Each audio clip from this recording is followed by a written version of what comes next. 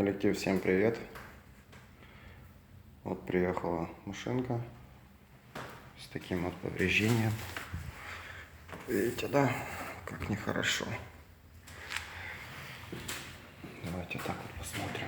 То есть это сантиметров 5 у нас крылышко с аркой, с внутренним кожухом ушло вниз. Вот, теперь что? Задача максимально вытянуть наружку. Ну, в принципе, наружная часть крыла как бы проблема не состоит. А проблема состоит вот с этой полкой. Блин, как бы вам показать? Вот, видите? Вот эта вся полка, вот она ушла внутрь. Так нехорошо. И так как я боковой удар у себя в боксе не могу вытянуть, вот, к примеру, эту часть подтянуть сюда, да, снаружи имею в виду, то придется тянуть его снутри, вытягивать. А как мы будем вытягивать? Ставим внутрь гидравлику, вот сюда, гидравлику.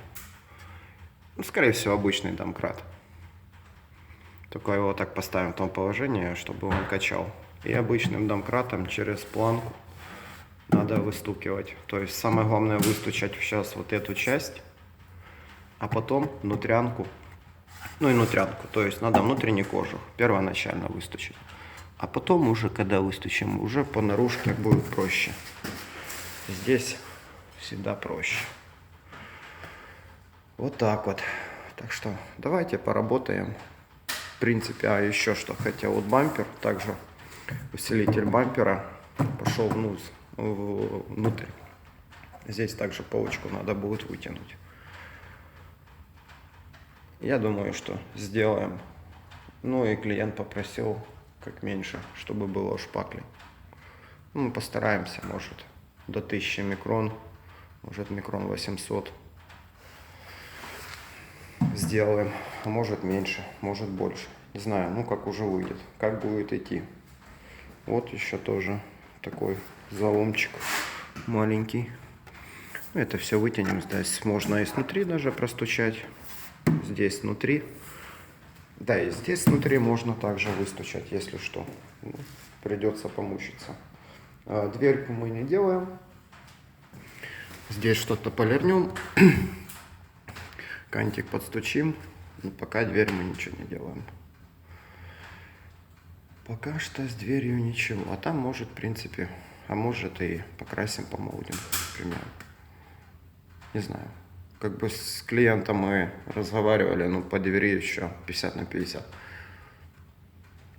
Пока что у нас крылышко, ну, проем захватим однозначно, потому что переход здесь не получится сделать. Вот видите, да, резинкой вытерла. Вот резинка, это все надо подпылить, вычистить, подпылить, чтобы было все отлично. Так что тянем. Коллектив, пока вас не было, поворожил я с крылышком, сделал рихтовочку. Так вот у нас все вышло. Видите, да? Все натянуто. То есть как бы играть не будет. Максимально я выстучал, навел арку. Вот зазорчик у нас уже подогнался как раз под дверку. То есть форма что двери, что крылышко. Везде. Вот так вот посмотрим. Видите, да? Все хорошо, просто класс. Осталось мне мелочи. Это вот здесь этот короб немножко, вот этот подстучать будет. Но это уже завтра подстучу. Проемчик. Пришлось, чтобы вытянуть вот эту часть полки. Пришлось все-таки гидравликой снаружи. Вот через захват, сейчас я вам покажу. Вот так вот прислоняет пластину такую. Саморез, саморез, саморез, чтобы не варить сварка. И гидравлика само собой и вытягивать, потому что вот эта полка была такая немножко поломана визуально. Ее в принципе не видно было. Но часть была под удара немножко внутри. И снутри машины я не мог долезть сюда ничем.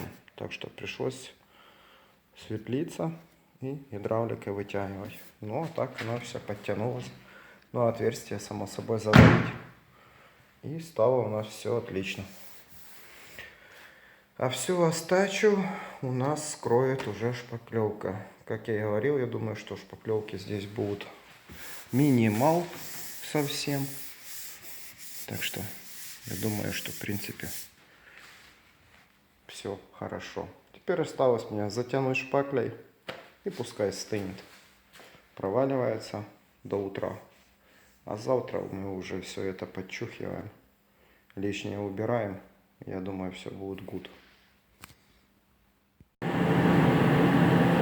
Так, коллектив загрунтовался, перетер грунт, обклеился. Деталь готова у нас под окрас. Расскажу вкратце. Места потира все подпылил эпоксидным грунтом. Потом краситься будем в версии мокрый по мокрому. То есть вот так вот у нас грунт будет лежать. И здесь проемчик также не доходя до низу. А потом есть у нас по ходу краска, подложка. Сделаем подложку и покрасим подпорной краской полностью. Я думаю, цвет. Да будет все отлично. Так что поехали. И я приехал. Шутка, конечно. Нанес грунт. Растянулся просто на яичко. Просто-напросто так. Все гладенько, все хорошо. То есть хороший грунт.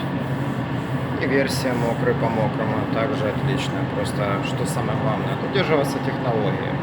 А в частности, хорошо подготовить деталь, использовать хороший качественный материал. И в-третьих, сушка. Каждый материал, то, что вы наносите, должно сохнуть, просыхать. И потом у вас проблем на выходе не будет. Ладно, дальше. Это у нас все есть. Бампер.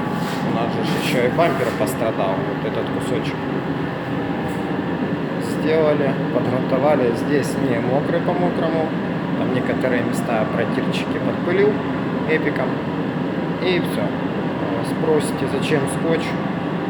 Да элементарно. Вы знаете, я уже сколько переделываю бамперы там после вторичного окраса, к примеру, не заводского.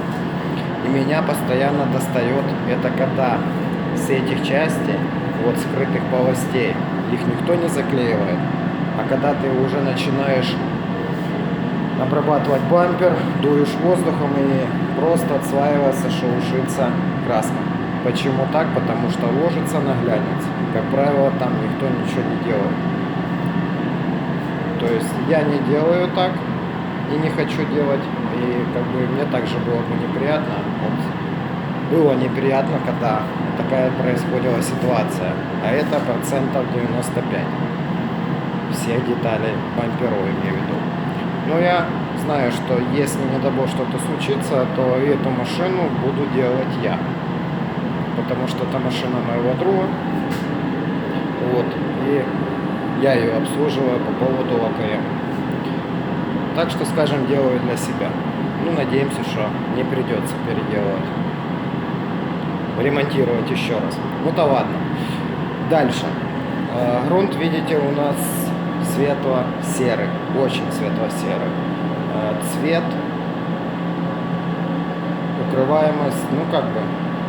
Укрываемость довольно неплохая, но вот это пятнышко, реально, если бы это была целая деталь, да, можно было бы так сделать, но такие темные цвета нужно носить на темные грунты, даже такие практически черные. Что мы сейчас сделаем? Мы просто банально перекроем вот это пятнышко монобазы обычным солидом, то есть без зерна, без ничего. Чисто черная база. И также на бампере тоже всю часть подрунтованную перекроем, все черной базой. Давайте смотреть. Красивая картинка выходит. Но поверьте, черный цвет синим укрыть гораздо проще, чем светло-серый грунт. Так что база уже высохла, и сейчас валим основной цвет. А первоначально, само собой, подложка. Так что я поехал валить. Вот беда. А где же делся у нас наша черная подложка? А его нету. Видите? Это просто обычный мокрый слой. Все полностью укрыло капитально. То, что я вам говорил. А вот эпоксидничек, да? Светло-серый. Здесь тоже мокрый был. Но сразу видно, как он его укрывает, да? Не с первого раза. Вот иногда зачем нужен черный грунт, вернее черная подлога. Что? Это была у нас краска по коду, то есть одного мокрого слоя достаточно. Сейчас также ложим еще один мокрый слой уже подборной краски, растушевываем и закатываем все под лак. Так, скажем так, работу я основную сделал. Лак лежит, 2 слоя, воспользовался переходным растворителем, где он у меня, вот такой у меня есть, видите, переходник, а сверху, вот, я его использовал вот здесь, чтобы потом кружком пробежаться, вот и все. Так вот у нас все вышло. Все красивенько, ровненько. Да, есть немножко пыли, но это все подполируется. То есть мне было важно другое. Важна форма. А форма вышла у нас практически идеал. Проемчик. Все отлично. Сейчас, что у нас сейчас? О, уже можно распаковываться. Обязательно не забываем скидывать пленку, потому что потом начнет шелушиться, и если попадет на свежевыкрашенную деталь, это будет горе. Расклеиваемся, и все. Пускай сохнет. Ну а завтра я соберу и посмотрим общий